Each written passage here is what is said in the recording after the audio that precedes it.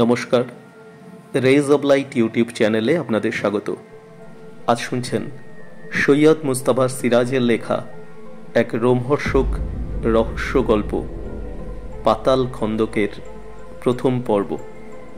গল্প পাঠে আমি সুদীপ্ত। কানাজোল রাজ এস্টেটের মালিক রাজবাহাদুর বাপ্পাদিত্য সিংয়ের দুটি ছেলে আর একটি মেয়ে। ছেলে দুটি যমজ। 1 ঘন্টা আগে পরে তারা ভূমিষ্ঠ হয়। প্রথমটির নাম রাখা হয় জয়াদিত্য, দ্বিতীয়টির নাম বিজয়াদিত্য। মেয়ের জন্ম আরও 5 বছর পরে। তার নাম রাখা হয় জয়া। আশা ছিল রানী কুশলা পরের বারও কন্যা প্রসব করবেন এবং তার নাম রাখা হবে বিজয়া। কিন্তু তার আগেই কুশলা উৎকট হেঁচকি ওঠা রোগে মারা যান। বাপ্পাদিত্যের মাথায় কেন কে জানে জয় শব্দটা ঢুকে পড়েছিল। হয়তো পার্শ্ববর্তী ভান্ডা এস্টেটের মালিক গৈরীনাথ ছত্রী বাহাদুরের সঙ্গে বারবার মামলায় হেরে গিয়েই। কিন্তু জয় বিজয় জয়া তাকে বাকি জীবনে আর জেতাতে পারেনি। হতাশা আর ক্রমাগত ক্ষোভ বিদ্বেষের স্বাস্থ্যভঙ্গ হতে হতে বাপ্পাদিত্য চোখ বোঝেন। যেন জয় বিজয়ের বয়স 16 বছর আর জয়ার বয়স 11 বছর। তারা নাবালক হওয়ার দরুন উইল অনুসারে কানাজোল এস্টেটের ট্রাস্টি ছিলেন নায়েব বিপ্রদাস মুখুজ্জে। মুখুজ্জে মশাই বাঙালি, শিক্ষা দীক্ষার পক্ষপাতী। জয় বিজয় জয়াকে কলকাতার হোস্টেলে রেখে লেখাপড়া শেখান। জয় তত মেধাবী ছিল না। বিএটা কোনো ক্রমে পাশ করে কানাজোল ফিরে যায়। বিজয় এমএ পাশ করেছিল, আর জয়া বিএ পড়ার সময় শরদিন্দু নামে এক বাঙালি যুবকের প্রেমে পড়ে। যুবকটি ছিল ব্যাংকের কেরানি। জয়াকে গোপনে বিয়ে করার কিছুদিন পরে নাকি ব্যাংকের ক্যাশ হাতিয়ে সে ফেরার হয়ে যায়। জয়া পুরো ঘটনা গোপন রেখেছিল, কিন্তু মনে দারুণ আঘাত পেয়ে সে বিয়ে পরীক্ষার আগেই পড়াশুনো ছেড়ে দেশে ফেরে। মুখুজ্জে মশাই তখন আর ট্রাস্টি নেই, কিন্তু নীতিগত কারণে রাজ পরিবারের অভিভাবক থেকে গেছেন। জয় বিজয়ের সঙ্গে পরামর্শ করে জয়ার বিয়ে ঠিক করেছিলেন, কিন্তু জয়া জোর গলায় জানিয়ে দেয় সে চিরকুমারী থাকবে, কারণ তার বাবা মা দুজনেই স্বপ্নে দেখা দিয়ে তাকে চিরকুমারী থাকার আদেশ দিয়েছিল। এদিকে জয় ও বিজয় নিজেদের বিয়ের ব্যাপারে খুব অনুৎসাহী। দুজনেই শুধু বলেছিল দেখা যাক। মুখুজ্জে মশাই ও কথার অর্থ বুঝতে পারেননি। তবে জয়া ছিল ছোটবেলা থেকেই তেজি আর দুর্দান্ত প্রকৃতির মেয়ে। কোনো কৈশোর জীবনের সন্ধিকাল থেকে সে কিছুদিন শান্ত ও অমায়িক হয়ে উঠলেও কলকাতা থেকে ফিরে যাবার পর আবার পুরনো স্বভাব ফিরে পায়। তার মধ্যে কিছু পুরুষালী হাবভাবও ছিল। খেলাধুলো, দৌড়ঝাঁপ, সাঁতার কাটা, সাইকেল চালানো, এসবে তার দক্ষতা ছিল। সে দাদাদের গ্রাহ্য করত না। ছোটদা বিজয় তো নম্র স্বভাবের মানুষ। বইপত্র নিয়ে ডুবে থাকে, কবিতা লেখে, গঙ্গার ধারে টিলা পাহাড়ে গিয়ে চুপচাপ বসে থাকে। সব সময় তাকে কেমন উদাসীন আর ভাবুক বলে মনে হয়। তাকে জয়ার আমল না দেওয়ারই কথা। কিন্তু জয় একেবারে বিপরীত। তার সঙ্গে জয়ার স্বভাবের বাইরে বিস্তর মিল থাকলেও সে ভেতর ভেতর ভীতু প্রকৃতির। ঝুঁকি নিতে ভয় পায়। মুখে বড় বড় কথা এবং হাঁক ডাক তার যথেষ্টই, কিন্তু ভেতরে সাহসের অভাব। একবার ভান্ডা এস্টেটের মালিক এবং তাদের চিরশত্রু গৈরীনাথ ছত্রী বাহাদুরকে মুখের ওপর অপমান করে এসে কিছুকাল আর বাড়ি থেকে বেরোতেই সাহস পেত না। বাড়ির ছাদে ছোট ছেলের মতো ঘুড়ি ওড়াতো, কখনো পায়রা ওড়াতো। তার এই একটা অদ্ভুত নেশা পাখি জন্তু জানোয়ার পোষার। বাগানের আউট হাউসে গঙ্গার ধারে উঁচু টিলার ওপর সেই বাড়িটি প্রমোদের জন্য বানিয়েছিলেন বাপ্পাদিত্য। সেটাকে একটা চিড়িয়াখানা বানিয়ে নিয়েছিল জয়। সেখানে ছিল একটা চিতাবাঘ, একটা হায়না, একটা হরিণ, একটা ময়াল সাপ আর অনেক রকমের পাখি। একটা নিউগিনির কাকাতুয়াও ছিল। জয় মাঝে মাঝে তাকে কাঁধে নিয়ে ঘুরত। পরে তার মাথায় শিকড়ে বাজপোষা এবং তাই দিয়ে পাখি ধরার নেশা জাগিয়ে ওঠে। সে রাজস্থান থেকে একটা বাজ পাখি পর্যন্ত আনিয়েছিল। পাখিটা পরে মারা যায়। জয়া বড়দা জয়কেই সামান্য গ্রাহ্য করত, তবে সবসময় নয়। কিন্তু বৃদ্ধ নায়েব মুখুজ্জি মশাইকে জয়া ভক্তিবশেই অগ্রাহ্য করতে পারত না জয়ও। আর বিজয় তো নম্র প্রকৃতির এবং সাধাসিধে ধরনের যুবক। সে মুখুজ্জে মশাইকে বাবার মতোই দেখত। জয় বিজয়ের বয়স যখন ৩২ আর জয়ার ২৭ বছর, তখন এক বর্ষার রাত্রে সদর দরজার দিকে হইহল্লার শব্দ শোনা গেল। ঝিরঝির করে সারাদিন বৃষ্টি ঝরছে, রাত্রেও টিপটিপ করে ঝরার বিরাম নেই। জয় মাতাল অবস্থায় নিঃসারে ঘুমাচ্ছিল। বিজয় তার ঘরে শুয়ে টেবিল বাতির আলোয় কবিতা লিখছিল, আর জয়া তো জেগেই থাকে। প্রথমে তারই কানে গিয়েছিল হইহল্লার শব্দ। সে দোতলার উত্তরের একটা ঘরে থাকে এবং পশ্চিমে বাড়ির ফটক। তার কানে এলো কেউ তার নাম ধরে চিৎকার করে ডাকছে। অমনি তার বুকটা ধড়াস করে উঠল। গলার স্বর চেনা মনে হয়েছিল জয়ার। সে নিচে হন্তদন্ত নেমে এসে দেখল হলঘর বা ড্রয়িং রুমের দরজার পর্দা ফাঁক করে দাঁড়িয়ে ঝামেলা দেখছে কলাবতী আর রঙ্গিয়া। তারা মা মেয়ে রাজবাড়ির দাসী। জয়াকে দেখে তারা মুখ টিপে হাসল। জয়া তাদের সরিয়ে ভেতরে ঢুকে গেল। দেখল বিশাল হলঘরটার বাইরের দরজার মুখে দারোয়ান নছি সিং আর চাকর বুদ্ধুরাম একটা লোককে ঠেলে বের করে দেওয়ার চেষ্টা করছে, কিন্তু পারছে না। মুখুজ্জেমশাই গম্ভীর মুখে দাঁড়িয়ে আছেন। জয়াকে দেখে চমকে উঠে বললেন, আহ জয়া। জয়া চমকে দাঁড়িয়ে পড়েছিল মেঝের মাঝামাঝি গিয়ে। বাদিকের কোণে সেখানে সোফা সেট উল্টে রয়েছে, কয়েকটা চেয়ারও পড়ে আছে এদিকে ওদিকে। জীর্ণ কার্পেটও এক প্রান্তে অনেকটা উল্টে রয়েছে। ঘরে যেন তুমুল একটা লণ্ডভণ্ড ঘটে গেছে। কাচের ঝাড়ের ভেতর সেট করা বিদ্যুৎ বাতিগুলো কম পাওয়ারের, তবু জয়ার চিনতে ভুল হলো না। সে এগিয়ে গিয়ে নছি সিং আর বুদ্ধুরামের কাঁধ দুহাতে খামছে দুপাশে সরিয়ে দিল। তারপর লোকটার মুখোমুখি দাঁড়াল। লোকটার ঠোঁট কেটে রক্ত পড়ছিল। শার্টটা গলার কাছ থেকে বুক পর্যন্ত ফালা ফালা। তার প্যান্টে প্রচুর জল কাদা লেগে আছে। এক পায়ে জুতো নেই, ধস্তাধস্তির সময় ছিটকে কোথায় চলে গেছে। সে জয়াকে দেখে হাসবার চেষ্টা করছিল। জয়া কয়েক মুহূর্ত তাকে নিষ্পলক চোখে দেখার পর ফোঁস করে শ্বাস ছেড়ে বলল, এসো। সে জয়ার পেছন পেছন যখন ভেতরে যাচ্ছে, মুখুজ্জেমশাই গলা ছেড়ে নিয়ে ডাকলেন, জয়া। জয়া ঘুরে তার চোখে রেখে বলল, আমার স্বামী। মুখুজ্জেমশাই হতবাক হয়ে দাঁড়িয়ে রইলেন। নছি সিং আর বুদ্ধুরাম পরস্পরের দিকে তাকিয়ে ঠোঁট ফাঁক করে রইল। ভেতরের দরজার পর্দার দুপাশে কলাবতী আর রঙ্গিয়া পুতুলের মতো প্যাট প্যাট করে তাকিয়ে দাঁড়িয়ে রইল। বারান্দার চওড়া সিঁড়ির মাথায় এসে দাঁড়িয়েছিল বিজয়। জয়া আর যুবকটিকে দেখে সে অবাক হয়ে বলল, কী রে জয়া? জয়া আসতে বলল, আমার স্বামী। তারপর যুবকটির দিকে ঘুরে বলল, আমার দাদা কুমার বিজয়াদিত্য নারায়ণ সিং। যুবকটি বিজয়ের পা ছুঁতে গেলে বিজয় ভয় পাওয়ার ভঙ্গিতে কয়েক পা সরে এলো। তখন যুবকটি আহত স্বরে বলল, প্রণাম নিলেন না দাদা? আমার নাম শরদিন্দু রায়। জয়া কলেজে পড়ার সময় আমরা বিয়ে করেছিলাম, রেজিস্টার্ড বিয়ে। ডকুমেন্ট দেখতে চাইলে। জয়া তাকে ঠেলতে ঠেলতে নিজের ঘরে নিয়ে গেল। ঘরে ঢুকে দরজা বন্ধ করে জয়া প্রথমে তার গালে আচমকা ঠাস করে একটা চড় মারল। শরদিন্দু হাসবার চেষ্টা করে বলল, মারো, তুমি রাজকন্যা, আমি রাস্তার লোক। মারবে তা তো জানি, তৈরি হয়েই এসেছি। প্রথমে দারোয়ান মেরেছে, এবার তোমার পালা। জয়া হিস হিস করে বললে, কোথায় ছিলে এতদিন? শরদিন্দু মুখ নামিয়ে বলল, জেলে।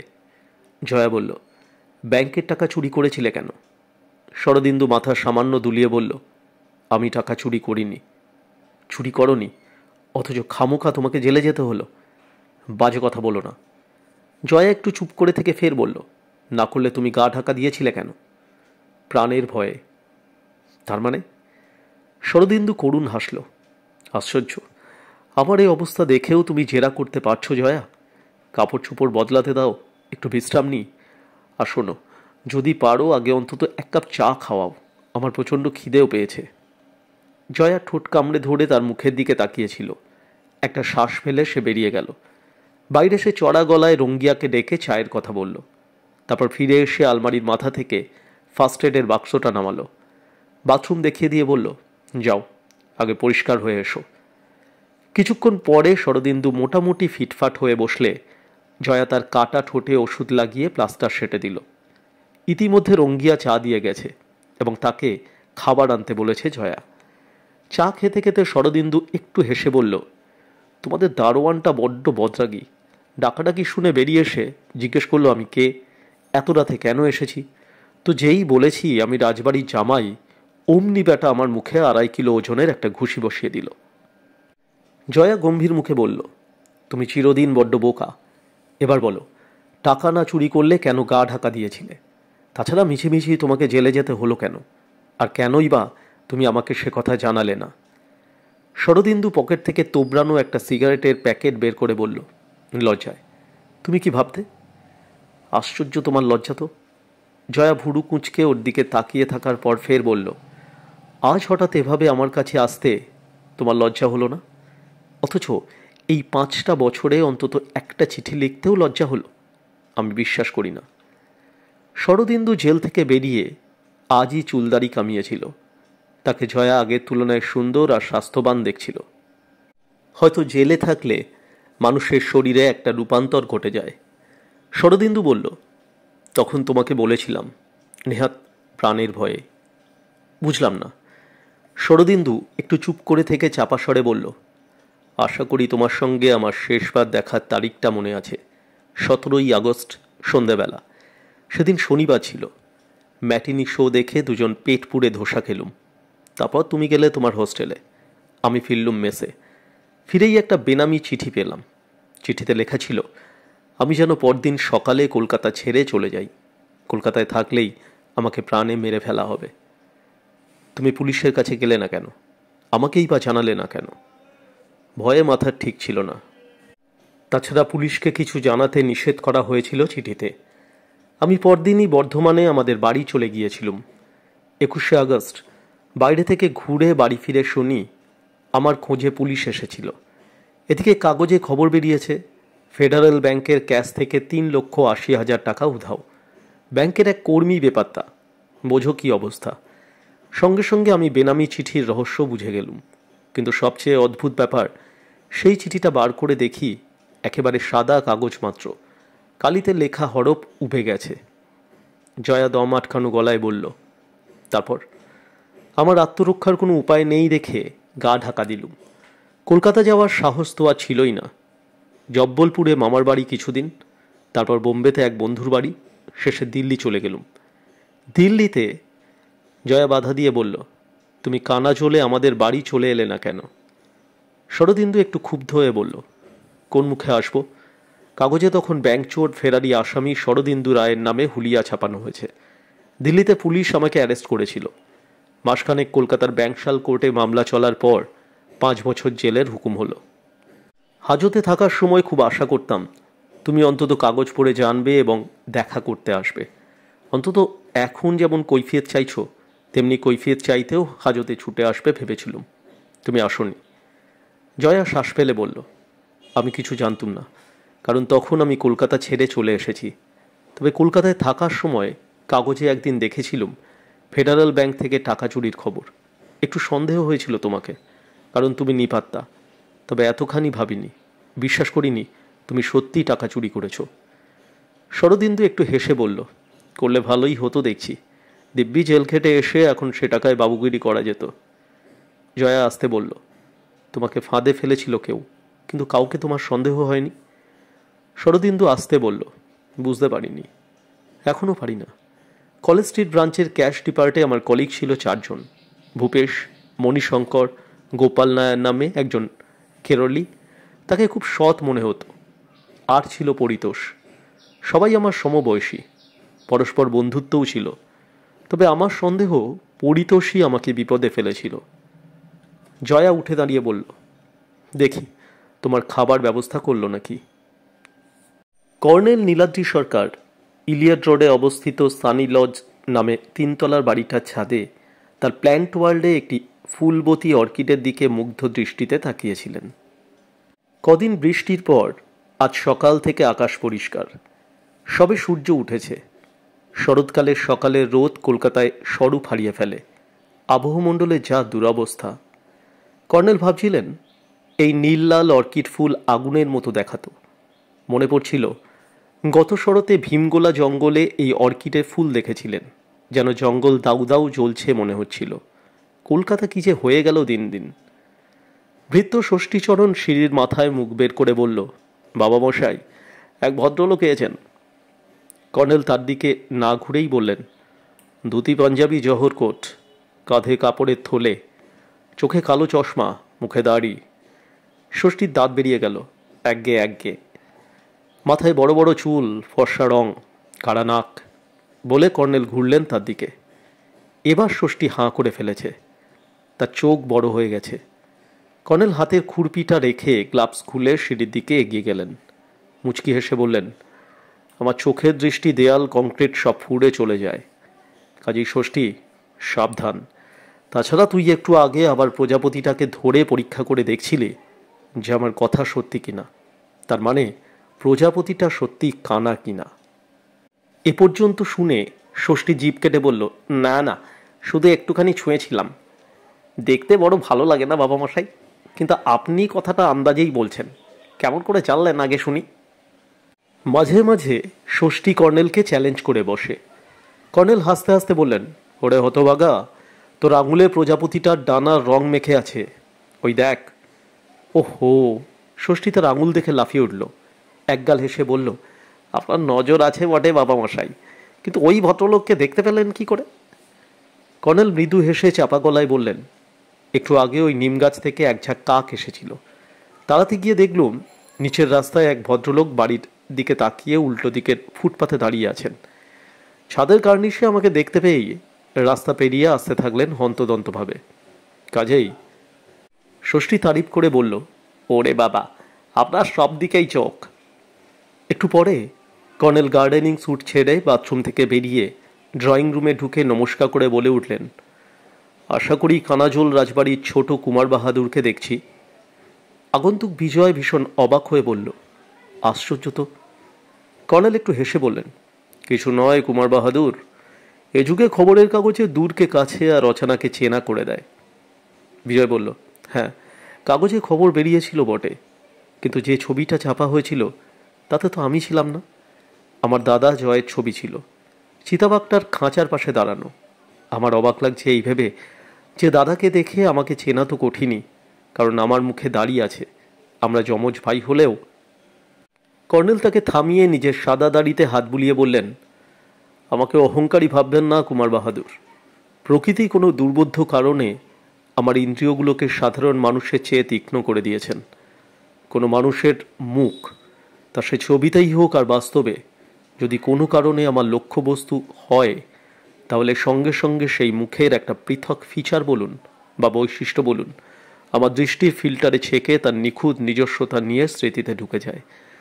আপনার দাদার মুখের সেই পৃথক নিজস্বতা স্মৃতিতে এখনও টাটকা বলেই আপনাকে দেখা মাত্র শনাক্ত করে ফেলেছি। তাছাড়া খবরসহ কাগজে বেরিয়েছে মাত্র গত সপ্তাহে। ছবিতে বড় কুমার বাহাদুরের মুখে দাড়ি ছিল না। দ্বিতীয়ত, যিনি চিতাবাঘ বা জন্তু জানোয়ার পোষেন, যিনি শিকারী এবং স্বাস্থ্য চর্চাও করেন, তিনি ধুতি পাঞ্জাবি জহর কোট পরে অমায়িকভাবে সোফায় বসে থাকবেন বলে বিশ্বাস করা যায় না। যাই হোক, এবার বলুন কুমার বাহাদুর, আপনার জন্য কি করতে পারি? বিজয় সপ্রং চোখে তাকিয়ে বলল, দয়া করে আমাকে কুমার বাহাদুর বলবেন না। বিজয় বলে ডাকলে খুশি হব, আমাকে তুমি বললে আরও ভালো লাগবে। ষষ্ঠী কফি ও স্ন্যাক্সের প্লেট রেখে অভ্যাস মতো আগন্তুককে আর চোখে দেখতে দেখতে ভেতরে চলে গেল এবং অভ্যেস মতোই পর্দার ফাঁকে একটা চোখ রেখে দাঁড়িয়ে রইল ডাইনিং ঘরের দরজার পাশে। কর্নেল এটা জানেন, তাই চোখ কটমটিয়ে সেদিকে তাকালে ষষ্ঠী সরে গেল। কর্নেল বিজয়ের হাতে কফির পেয়ালা তুলে দিয়ে মৃদু স্বরে বললেন, মর্গের রিপোর্টে তো বলছে চিতার নখের আঘাতেই মৃত্যু। খবরের কাগজ পড়ে যেটুকু জেনেছি তাতে মনে হচ্ছে সেটাই সম্ভব। তাছাড়া তোমার ভগ্নিপতি শরদিন্দুবাবুর পেটে নাকি অ্যালকোহলও পাওয়া গেছে। মাতাল অবস্থায় রাত দুপুরে গিয়ে চিতার খাঁচা খুলে দিয়েছিলেন নাকি? তাহলে আর সন্দেহ কিসের? বিজয় কফিতে চুমুক দিয়ে বলল, জয়া বিশ্বাস করে না। জয়া আমাদের একমাত্র বোন। কাগজে তোমাদের পারিবারিক পরিচয় বেরিয়েছিল, পড়েছি।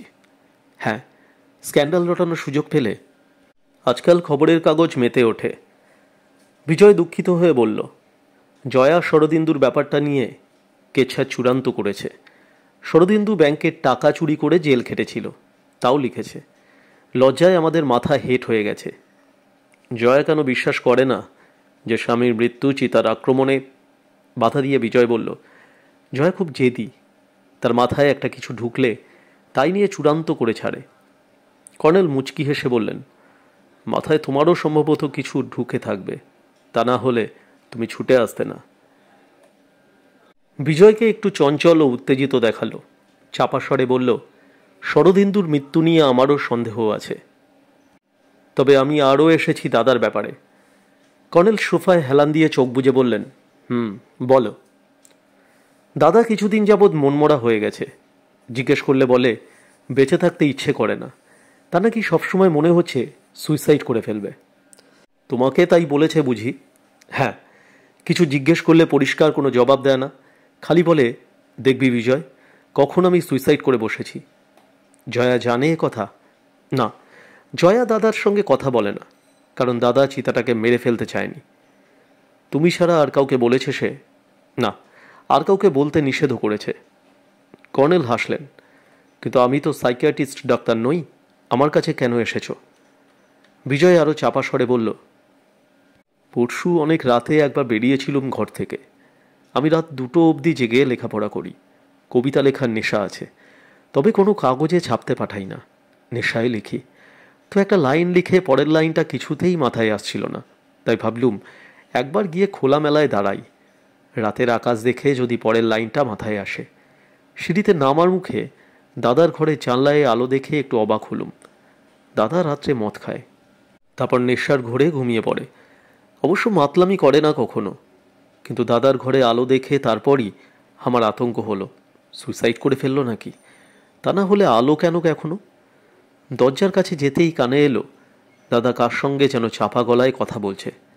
ভীষণ অবাক হয়ে দরজায় কড়া নেড়ে ডাকলুম ওকে। অমনি ঘরের আলো নিভে গেল। অনেকক্ষণ ডাকাডাকি করে আর সাড়াই পেলুম না। আমার ডাকাডাকিতে জয়া তার ঘর থেকে বেরিয়ে জানতে চাইল কি হয়েছে। ব্যাপারটা বললে সে বলল, ছেড়ে দাও, শুয়ে পড়োকে।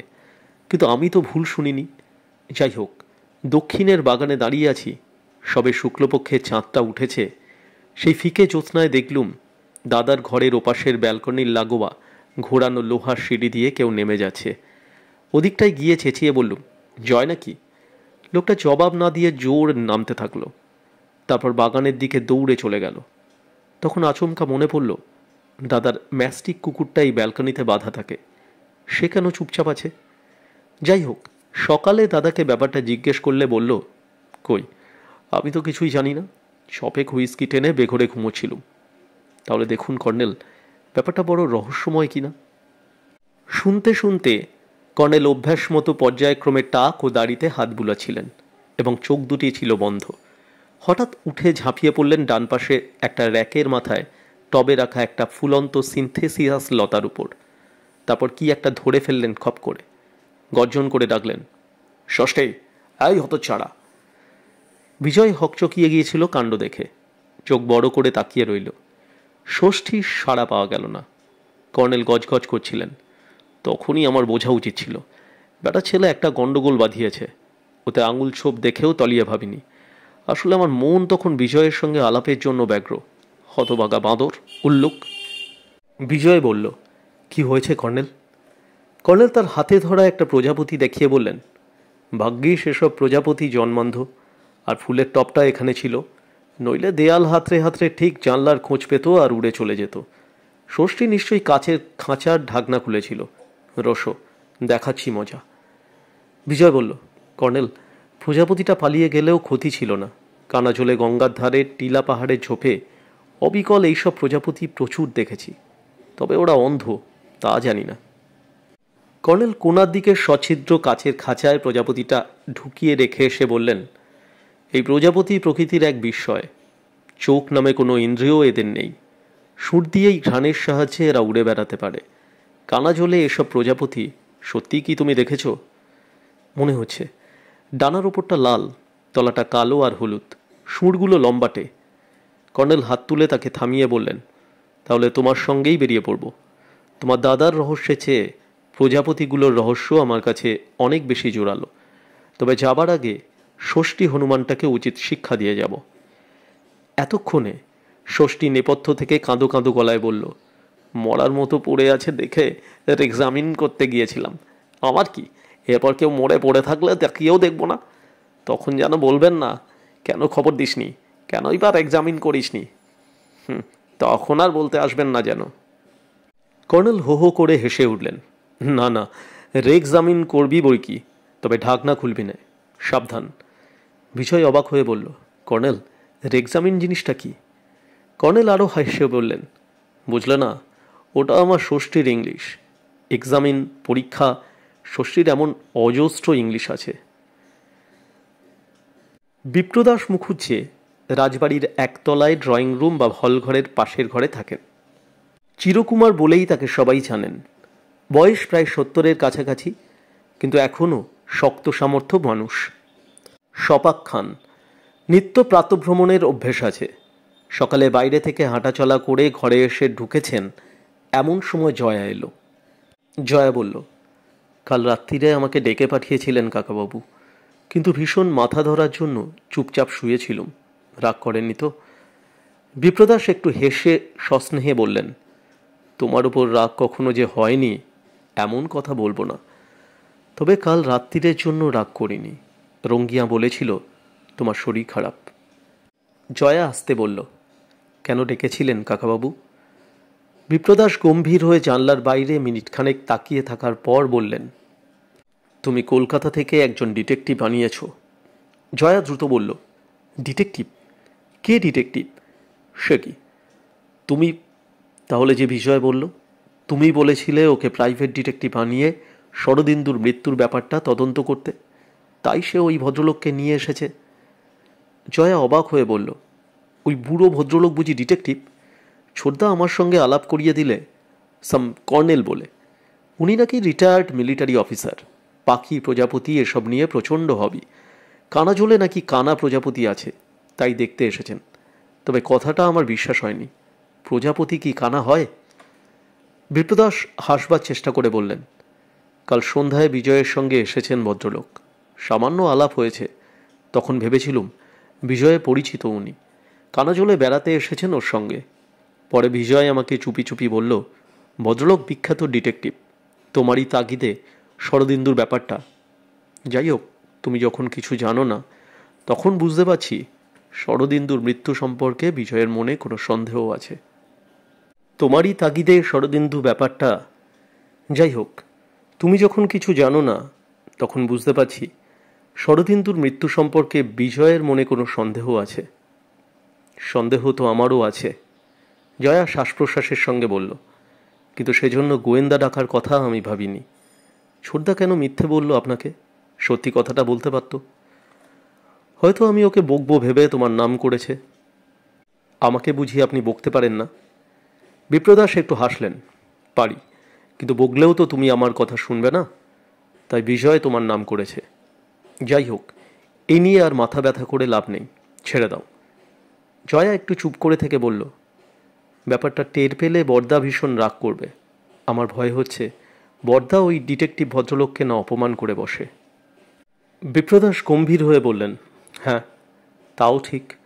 আমার মতে জয়কে কথাটা বলো না। আমিও বলবো না, আর বিজয়কেও নিষেধ করে দেব। ওকে একবার পাঠিয়ে দাও তো।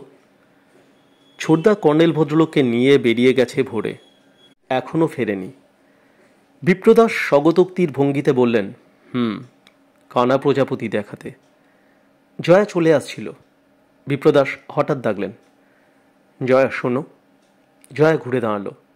বিপ্রদাস একটু ইতস্তত করে বললেন, আমি দুদিনের জন্য একটু ভাগলপুর যাব, জরুরি দরকার। একটা জিনিস তোমার কাছে রেখে যেতে চাই। জিনিসটা খুব দামি, তুমি গোপনে লুকিয়ে রাখবে, কেমন? জয়া মাথাটা একটু দোলালো, বলল, আপনি কখন যাবেন? এখনই। বলে বিপ্রদাস তার হাফহাতা পাঞ্জাবিটা তুলে কোটের কাছ থেকে একটা ছোট্ট কৌটো বার করে চাপা স্বরে বললেন, এক্ষুনি লুকিয়ে ফেলো, সাবধান। জয়ার মুখে বিস্ময় ফুটে উঠেছিল। দম আটকানো তার হাত একটু একটু কাঁপছিল। সে ভেলভেট মোড়া শক্ত এবং ছোট্ট কৌটোটা ব্লাউজের ভেতর চালান করে দিল। বিপ্রদাস আস্তে বললেন, ঠিক আছে, লুকিয়ে রাখোগে, সাবধান। বলে ব্যস্তভাবে একটা সুটকেস গোছাতে থাকলেন। জয়া বেরিয়ে এলো ঘর থেকে। অন্দরমহলের ভেতরকার প্রাঙ্গণে ইঁদারা থেকে জল তুলছিল রঙ্গিয়া। সে জয়াকে লক্ষ্য করল না। কলাবতী রান্নাশালে বৈজু ঠাকুরের সঙ্গে কি নিয়ে তর্ক করছিল, তারাও লক্ষ্য করল না। রাজবাড়ি এই সকালে খুবই স্তব্ধ মনে হচ্ছিল। পায়রার বকবকম, কলাবতী বৈজুর তর্ক, ইঁদারায় বালতির শব্দ, সেই গভীর স্তব্ধতায় কোনো আঁচড় কাটতেই পারছিল না। দোতলায় গিয়ে জয়া বরদা জয়ের ঘরের দিকে তাকালো। জয়ের ঘরের দরজা বন্ধ। জয়ের এখন চিড়িয়াখানায় থাকার কথা। নিজের ঘরে ঢুকে জয়া নিঃশব্দে দরজা বন্ধ করল। তারপর তার ইচ্ছে হলো কৌটোটা খুলে দেখে নেয় দামি জিনিসটা কি, কিন্তু লোভ সংবরণ করল অতি কষ্টে। সে ঠোঁট কামড়ে ভাবতে থাকলো এটা কোথায় লুকিয়ে রাখবে। জয়া গণ্ডগোলে পড়েছিল। যেখানে রাখতে চায় মনে হয় সেখানটা তত নিরাপদ নয়। আলমারির লকার, পুরনো আমলের সিন্দুক, দেওয়ালের গুপ্ত তাক, পালঙ্কের শিয়রের তলার বাক্স, কোনো জায়গায় তার মনোপুত হচ্ছিল না। ঠিক সেই সময় দরজায় কেউ টোকা দিল। অমনি জয়া ঝটপট কৌটোটা আবার লুকিয়ে ফেলল। রাত্রে হলে সে জিজ্ঞেস না করে দরজা খুলত না, কিন্তু এখন সকাল প্রায় 9টা। তাছাড়া এভাবে তার দাদারাই দরজায় নক করে তাকে ডাকতে পারে। যদিও সে কথা জয়া সে মুহূর্তে ভাবল না। সে বরং বিরক্ত হয়েছিল, কিছুটা খাপ্পাও হয়েছিল। সেই ঝোঁকেই দরজা খুলে দিল। দরজার ভারী পর্দা ফাঁক করতে গিয়ে জয়া বুকে ধাক্কা খেয়ে পিছিয়ে এলো। টাল সামলানোর মুহূর্তে সে লোকটাকে এক পলক দেখে নিল। ছাই রঙা স্পোর্টিং গেঞ্জির ওপর কালো একটা কুৎসিত মুখোশ। ঘরের ভেতরটা আবছা বলে 1 সেকেন্ডের জন্য এর বেশি কিছু দেখা সম্ভব হলো না, এবং পরের মুহূর্তে ঝাঁঝালো অথচ মিঠে একটা গন্ধ টের পেল জয়া। তারপর অতল শূন্যতায় তলিয়ে গেল সে।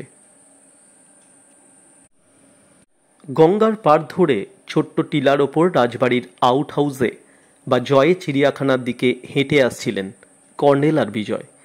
ওদিকটায় রাজবাড়ির বাগানে ঢোকার ছোট্ট ফটকটা বহুকাল আগে বন্ধ রাখা হয়েছে। পাশে একখানে পাঁচিলের খানিকটা ধসে গেছে। বিজয় বলল, দেখুন কর্নেল, এখানটা দিয়ে ঢুকতে পারবেন না কি? কর্নেল প্রকাণ্ড মানুষ। এখন তার প্রশস্ত টাক ঢেকে ধূসর টুপি, গলায় বাইনোকুলার আর ক্যামেরা ঝুলছে, পিঠে ছোট্ট কিটব্যাগ আটকানো, হাতে ছড়ির মতো দেখতে প্রজাপতি ধরা জালের হ্যান্ডেল, চোখে সানগ্লাস। বিজয়ের পর কাত হয়ে পাঁচিলের ফোকর গোলে ভেতরে ঢুকতেই ঘ্রাউ ঘ্রাউ করে উঠল কোথায় একটা কুকুর। বিজয় চাপা গলায় বলল, সর্বনাশ, দাদার কুকুরটা ছাড়া আছে দেখছি। কর্নেল দেখলেন ঝোপঝাড়ের ভেতর দিয়ে টিলার আউট হাউস থেকে সাদা রঙের লম্বাটে একটা কুকুর নেমে আসছে। বিজয় জোরালো শীষ দিতে দিতে চেঁচিয়ে উঠল, জয়, তোমার কুকুর সামলাও। কোনো সাড়া এলো না। বিজয় বলল, থাক কর্নেল, জয়ের চিড়িয়াখানায় পরে যাওয়া যাবে, চলুন আমরা বাগানের ভিতর দিয়ে বাড়ি ফিরি। কর্নেল একটু হেসে পিঠের কিটব্যাগের চেন খুলে একটা টিউবের গড়নের শিশি বার করলেন। তারপর বললেন, এসো বিজয়, তোমাকে একটা ম্যাজিক দেখাই। বিজয় ভয় পাওয়া গলায় বলল, ওদিকে যাবেন না কর্নেল, সানি আমাকেও খাতির করে না, ও একটা সাংঘাতিক কুকুর। কর্নেল গ্রাহ্য না করে টিলায় উঠতে থাকলেন। টিলার গায়ে প্রচুর ঝোপঝাড়, কিন্তু তার মধ্যে অসংখ্য ঝোপ যে ফুল বা সৌন্দর্যের খাতিরে একসময় বাপ্পাদিত্য লাগিয়েছিলেন তা বোঝা যায়। অযত্নে সেগুলো এখনও জঙ্গল হয়ে গেছে। ভেতরে উকি মারছে এখনও কিছু ভাঙাচোরা ভাস্কর্য। কোথাও কোথাও নানা গড়নের পাথরও দেখা যাচ্ছে। কুকুরটা এক লাফে সামনে একটা পাথরে এসে পৌঁছেছিল, তারপর কর্নেলের দিকে ঝাঁপিয়ে এলো। বিজয় একটু তফাৎ থেকে চেঁচিয়ে উঠল, কর্নেল, চলে আসুন, চলে আসুন। তারপর সে দেখল কর্নেল সেই টিউব শিশির ছিপি খুলে এগিয়ে গেলেন। অমনি একটা মিরাকল ঘটে গেল যেন। কুকুরটা সঙ্গে সঙ্গে ঘুরে গেল এবং লেজ গুটিয়ে কুঁই কুঁই শব্দ করতে করতে উধাও হয়ে গেল। কর্নেল হাসতে হাসতে ঘুরে ডাকলেন, চলে এসো বিজয়। বিজয় দৌড়ে কাছে গিয়ে হাঁপাতে হাঁপাতে বলল, আশ্চর্য তো। কর্নেল টিউব শিশিটা পিঠের কিট ব্যাগে ঢুকিয়ে বললেন, এই ওষুধটার নাম ফর্মুলা সিনিক 20, সংক্ষেপে ফর্মুলা 20। সিনিক কথাটা গ্রিক, সিনিক মানে কুকুর। যাই হোক, জয়ের প্রহরী সিনিকাবাজি এরপর আমাকে দেখলেই লেজ গুটিয়ে লুকিয়ে পড়বে। জিনিসটা কি? কিছু না, একরকম উৎকট দুর্গন্ধ, কুকুরের পক্ষে অসহ্য।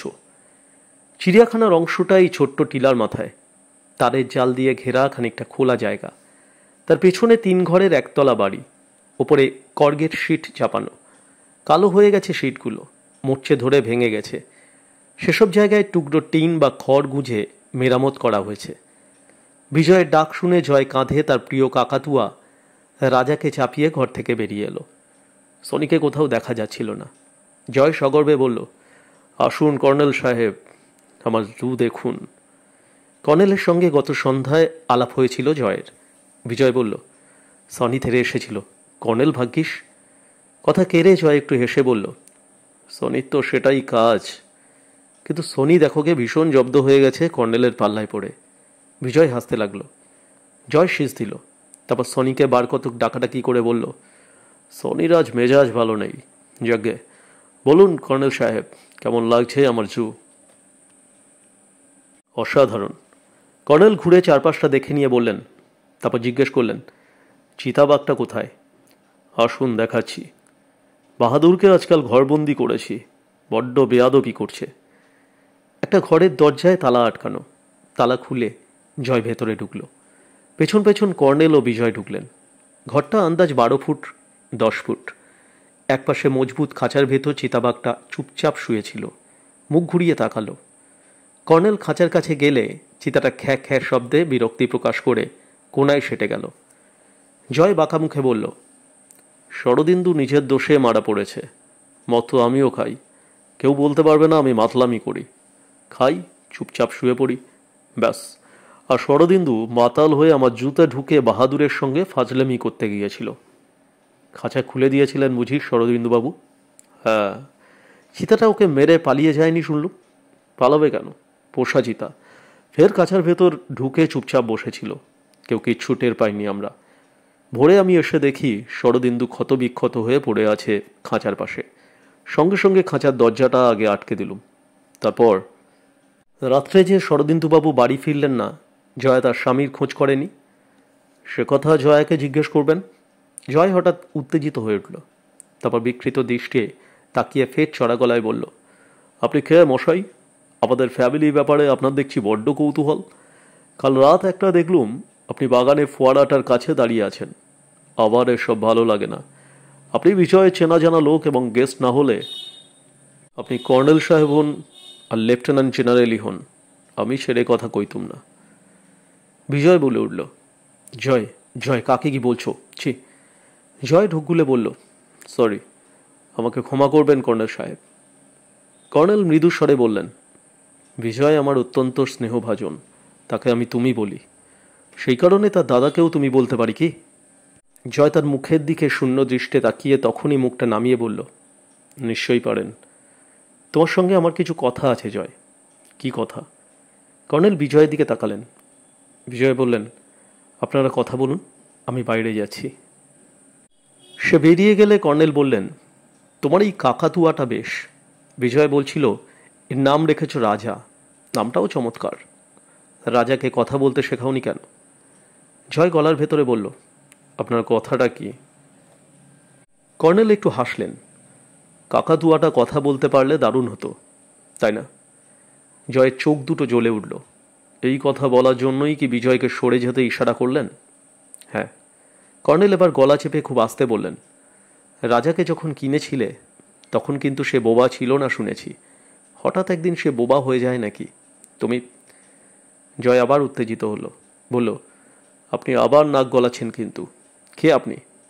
জয়, প্লিজ উত্তেজিত হয়েও না। রাজাকে তুমি নিশ্চয়ই এমন একটা কথা শেখাতে চাইছিলে যেটা কারুর পক্ষে হয়তো বিপজ্জনক, তাই সে তোমার রাজাকে রাতারাতির অপারেশন করে বোবা করে দিয়েছিল, তাই না? জয় ফোঁস করে শ্বাস ছেড়ে বলল, হ্যাঁ। দিন কয়েক আগে ভোরে এসে দেখি রাজার মুখ দিয়ে রক্ত বেরুচ্ছে, ধরফর করছে দাঁড়ে। ভেবেছিলুম মারা পড়বে। শেষে কুর্ডি জঙ্গল এলাকা থেকে এক আদিবাসী বৈদ্যকে ডেকে পাঠালুম। তার চিকিৎসায় প্রাণে বেঁচে গেল, তবে গলা দিয়ে নিছক শব্দ করা ছাড়া কথা বলা ওর পক্ষে অসম্ভব। কেউ ওর জিভটা কেটে ফেলেছে।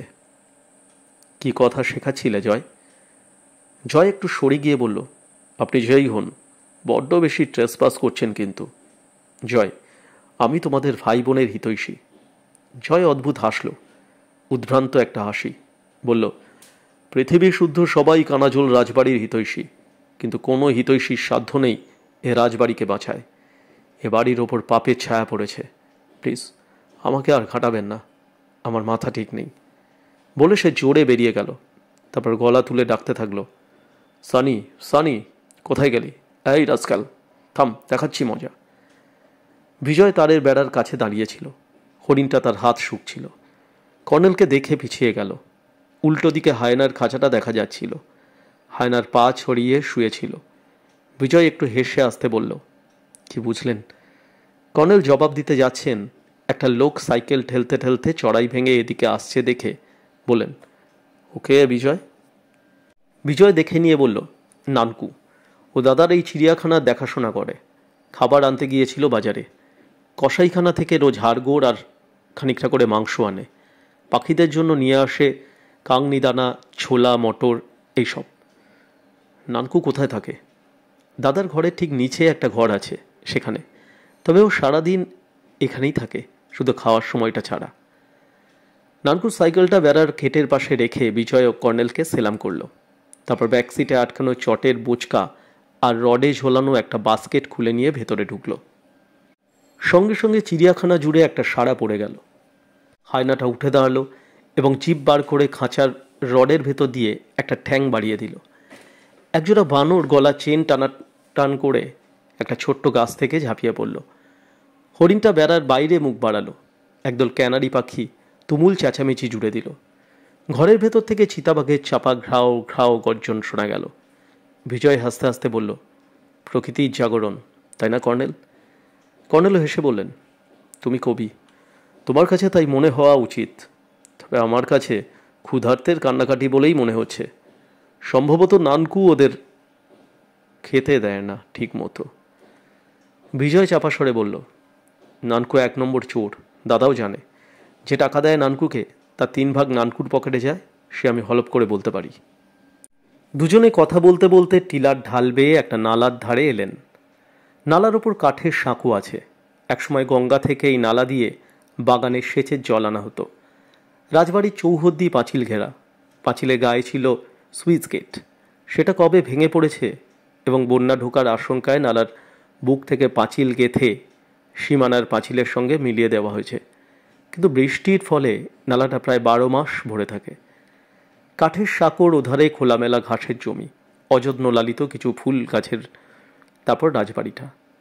খিড়কির ফটকের কাছে পৌঁছানোর আগেই হঠাৎ খিড়কির বড় কপাটের অন্তর্গত চোর কপাট খুলে রঙ্গিয়া প্রায় দৌড়ে বেরুলো। বেরিয়ে বিজয় ও কর্নেলকে দেখে থমকে দাঁড়িয়ে গেল। তার মুখে আতঙ্ক লেগে আছে। বিজয় বলল, কী রে রঙ্গি? রঙ্গিয়া হাঁপিয়ে বলল, দিদিজি বেহুশ হয়ে পড়েছিল দরজার কাছে। অনেক পরে হোশ হয়েছে, কথা বলতে পারছে না। বড় কুমারজিকে খবর দিতে বলল মা। বিজয় বলল, তোকে যেতে হবে না আর, চল দেখি কি হয়েছে। রঙ্গিয়া দৌড়ে বাড়িতে ঢুকে গেল। বিজয় চাপা স্বরে কর্নেলকে বললেন, নানকুটা খুব পাজি, রঙ্গিয়ার উপর বড্ড লোভ, তাই যেতে দিলাম না। কর্নেল হঠাৎ বললেন, আচ্ছা বিজয়, কাকাতুয়াটাকে যেদিন কেউ চিপ কেটে বোবা করে দিয়েছিল, সেদিন কি নানকু জয়ের চিড়িয়াখানায় ছিল? বিজয় বলল, জানি না, তবে ওর ব্যাপারটা বলি শুনুন। নানকু আগে ছিল সার্কাসের দলে। ওর পরামর্শেই তো দাদা চিড়িয়াখানা করেছিল। সেসব প্রায় বছর 5 হয়ে এলো প্রায়। আমি তখন কলকাতায় ছিলাম। দাদা তো আগেই চলে এসেছিল, তারপরে এইসব করেছিল। নানকুর দেশ কোথায় জানো? বলে তো সাহেবগঞ্জের লোক। দোতলায় সিঁড়ির মুখে গিয়ে কর্নেল ইতস্তত করছিলেন। বিজয় বললেন, আসুন আসুন, জয়ের কি ব্যাপার দেখি, হঠাৎ কেন অজ্ঞান হলো কে জানে। ওপরের বারান্দা যেতেই কানে এলো কলাবতী কাউকে ডাক্তার ডাকতে বলছে। বুদ্ধুরাম গাল চুলকোতে চুলকোতে জয়ের ঘর থেকে বেরিয়ে আসছিল। বিজয়দের দেখে বলল, দিদিজির তবিয়ত খারাপ, ডাক্তারবাবুকে ডেকে আনতে যাচ্ছি, ছোট কুমার সাহ। জয়ার ঘরের পর্দা তুলে বিজয় বলল, কি হয়েছে জয়া? মাথা ঘুরে পড়ে গিয়েছিল শুনলুম। ওই দেখ, কর্নেল সাহেব তোকে দেখতে এসেছেন। ঘরের ভেতরকার কড়া মিঠে গন্ধটা কর্নেলের নাকে আচমকা ঝাঁপিয়ে এসেছিল। কর্নেল দ্রুত দরজাটা পর্দা টেনে দুপাশে সরিয়ে দিয়ে জয়ার দিকে এগিয়ে গেলেন। জয়া হেলান দিয়ে পালঙ্কে বসে আছে। ফ্যানটা ফুল স্পিডে ঘুরছে মাথার উপর। জয়ার চোখ দুটো নিষ্পলক।